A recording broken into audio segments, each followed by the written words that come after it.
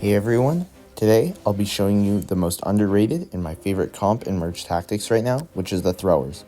By the way guys, my apologies for not uploading in a little while. It's because I was on vacation with my family. It went really well. For now though, I want to talk about why the throwers in my opinion are so good. So the first reason is because the throwers are really easy to level up even if you get bad luck, right? So suppose you have something like Rangers, you won't have enough elixir to level up the Rangers, to cycle your shop, and to get a good tank for them, unless you get good merges. Whereas with the throwers, they're really not that expensive, so you can easily just cycle through your shop. They only cost 7 elixir to get 1 star on each of them, which means that you'll be able to use their buff even if you get unlucky, which is something that's really good. Another reason that I really like them is because of the surprise factor that you can use. So early in the game, the throwers are really good because of the star advantage you'll have. But in the later game, they're not really as strong because your opponent will have caught up in stars, and they'll probably have a more expensive comp with the same amount of stars, probably 2 or 3 stars. But that means that you can instead sell all of your units and then get 3 stars on a new comp without having your opponent be able to block it. So that's something that I really like to do, and hopefully I'll be able to show you in an upcoming match.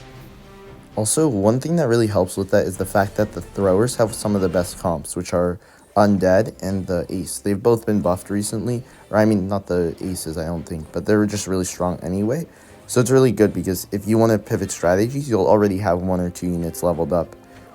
But you can really see the fact that the throwers are much cheaper than other units come into play here, right? You can see that we already in round 3 have a 3-star executioner, and that's just because the throwers are much cheaper, right? So we're able to quickly cycle. If somebody had princess, it would be really unlikely for them to have enough elixir through buying and selling to have a 3-star princess, whereas with the executioner, he's pretty cheap, so we're able to have 3 stars on him, as you can see. So now the match is going great. I think that we have the best comp out of anybody on the field. What I'm going to do now is I see the Goblin Machine, and he's quite good, because he'll also stall for our throwers to get even more damage in, and then also he provides the Goblin buff, which will give us both Elixir and also the opportunity to get a 3-star Spear Goblin earlier. But yeah, looking at our opponent's lineup, even though he has the clan, which is arguably even more powerful than throwers, he just doesn't compute when it comes to our stars and total elixir on the board, so it'll be a pretty easy victory this round.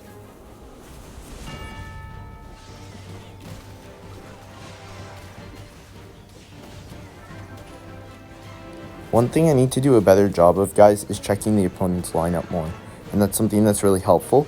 So we can see that our opponents are using Noble and Ranger, which is really good for us because that basically shares no units with the throwers, right? And also, later we can even switch our strategy, maybe to something like Clan. I think would be great because the Bandit and the Archer Queen are pretty good against the Rangers, so we'll see.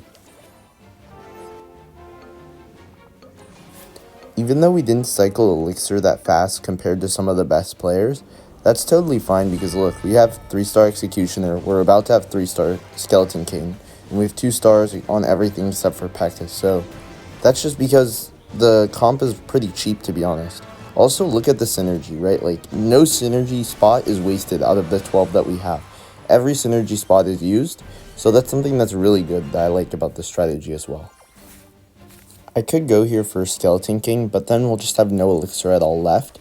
So instead I'm going to do a bit more cycling, and that means that even though we won't get Skeleton King immediately, we'll still level up all of the other units in the long term, which is better.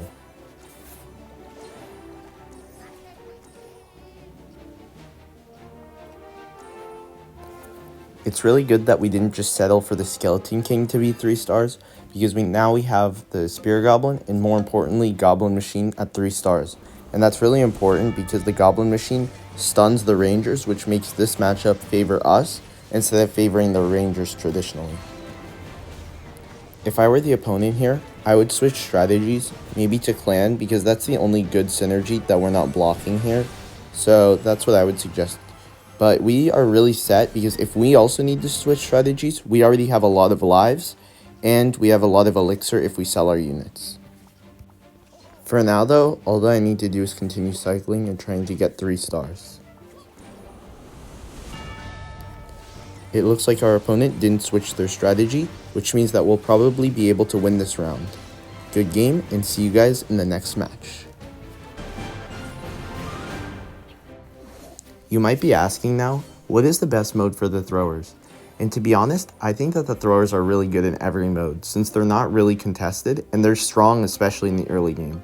However, I have to say their best mode is going to be something like party time or less is more, something like that, which doesn't give you extra elixir because the throwers really benefit from leveling up higher than your opponents because they're cheaper.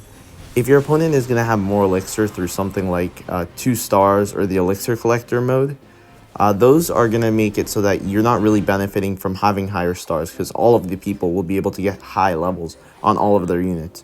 But I'm playing them in modes where you do get extra elixir, like Cuddle Up and Clear Mind, to show you that they're still just as good regardless. Also guys, I'm thinking about making some Clash Royale videos. Well, I mean the default mode, so let me know what you guys think about that.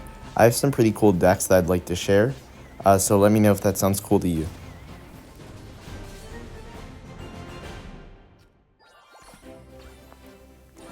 Guys, the Goblin trait is so underrated.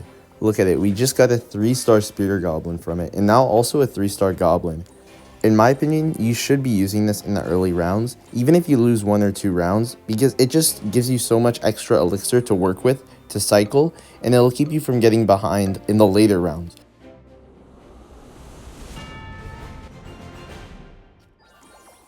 Oh my goodness, guys, look at this. This is crazy. It's round 4, and we already have 2 3-stars. I mean, they're goblins, but still, it's quite crazy. That being said, though, I'm probably going to sell the goblin right now, because we don't really need him, right? Like, we have enough elixir to level up stronger units, so why not just do it?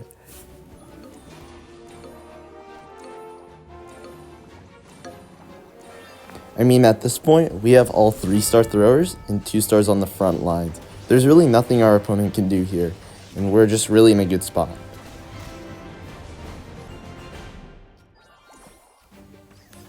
Okay, at this point, the game is practically sealed. There's really nothing that our opponent can do just because we have such a strong lineup.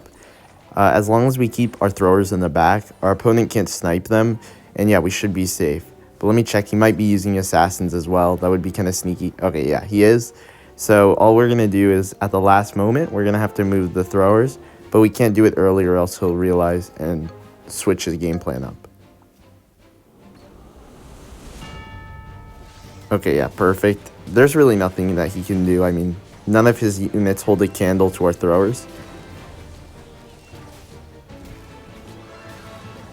Good game and well played to my opponents. Let me know if you have any suggestions or ideas in the comments. And thanks for watching. Peace.